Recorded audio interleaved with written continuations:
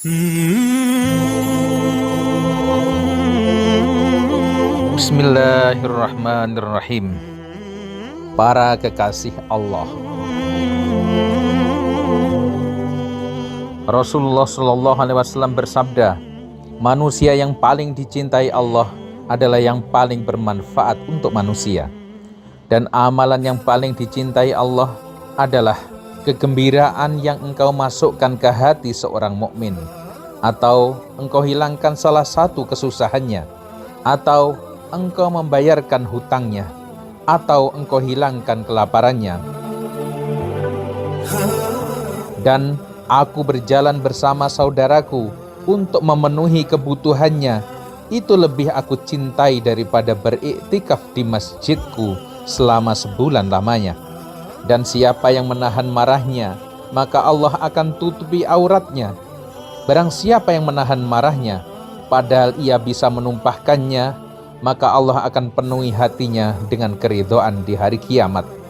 Dan barang siapa berjalan bersama saudaranya sampai ia memenuhi kebutuhannya, maka Allah akan mengokohkan kedua kakinya di hari ketika banyak kaki-kaki terpeleset ke api neraka. Hadis riwayat Tabrani, disahihkan Albani. Orang-orang yang berbuat demikian adalah para kekasih Allah, yaitu hidup bermanfaat. Beliau bersabda, bersemangatlah kalian kepada apa yang bermanfaat bagi kalian. Mintalah pertolongan Allah dan jangan malas. Hadis riwayat Bukhari Muslim. Seorang mukmin selalu memikirkan bagaimana agar hidupnya bermanfaat, menebar kebajikan. Sidik jarinya ada di mana-mana, di proyek-proyek kebaikan, masjid, musola, sekolahan, panti asuhan, dan lain sebagainya. Ucapannya bermanfaat, pikiran-pikirannya, ide-idenya bermanfaat, tingkah lakunya bermanfaat. Beliau bersabda, engkau membantu seseorang menaikkan barang ke atas kendaraannya, itu adalah sedekah. Hadis riwayat Muslim. Demikianlah Islam menganjurkan umatnya agar menjadi orang yang bermanfaat sesuai kondisi masing-masing. Kemudian menyenangkan hati. Hiburlah hati saudaramu dengan ucapan yang baik, tingkah laku yang menyenangkan. Berilah hadiah, ajaklah makan-makan, atau rehlah menapaki bumi Allah nan indah. Lalu menghilangkan kesulitan. Dalam riwayat At-Tirmidzi, Rasulullah bersabda, barang siapa yang menghilangkan salah satu kesulitan seorang mukmin, maka Allah kelak akan hilangkan salah satu kesulitannya pada hari kiamat. Hidup ini saling membutuhkan, saling membantu. Yang merasa sangat mampu dan hebat, coba renungkan. Apakah bila Anda mati, bisakah Anda mengurus diri yang telah menjadi jenazah? Sekedar menjamkan mata saja tidak bisa, apalagi mandi, berbusana putih beberapa lapis. Dan bisakah Anda menggali liang itu? Lalu bisakah Anda berjalan sendiri ke sana dan mengubur diri? Sadarilah akan hal seperti ini. Jangan cuek dengan kesulitan orang lain. Bantulah sebisa Anda. Tidak hanya sekedar doa dan rasa prihatin semata, karena itu selemah-lemah peduli.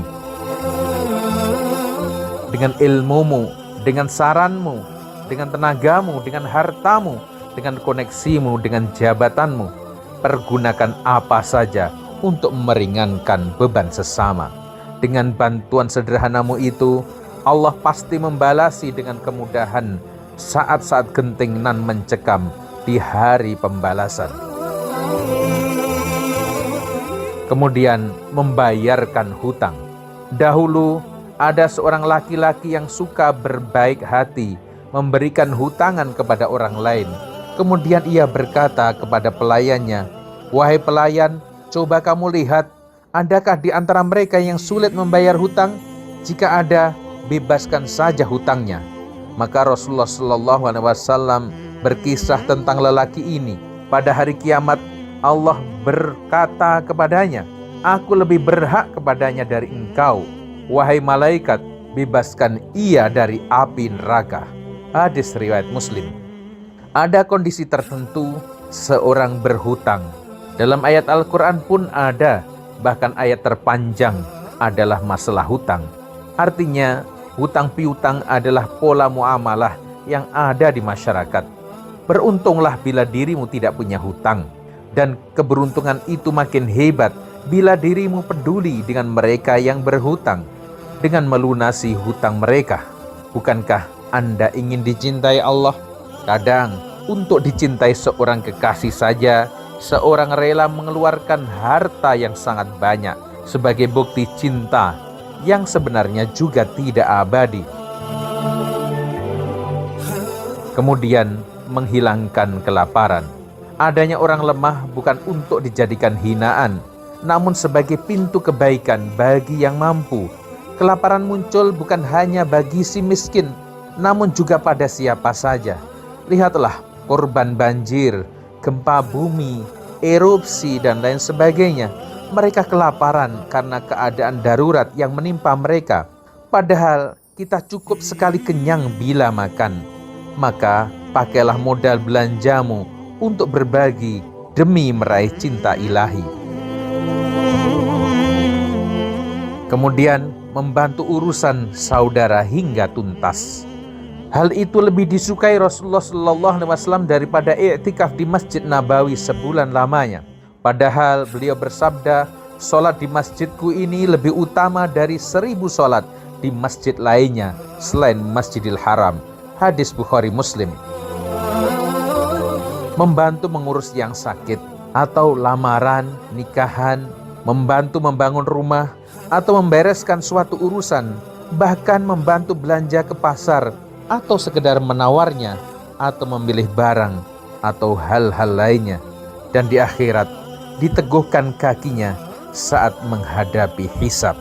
Kemudian menahan amarah, aibnya ditutup Allah, auratnya dijaga, hatinya dipenuhi keridhaan, bahkan berjajar bidadari istimewa. Ia bebas memilih untuk jadi pasangannya di surga. Untuk Anda yang mampu mengendalikan emosi, sedulur, jadilah kekasih Allah. Sungguh cintanya membawa pada kemuliaan dan keselamatan dunia akhirat.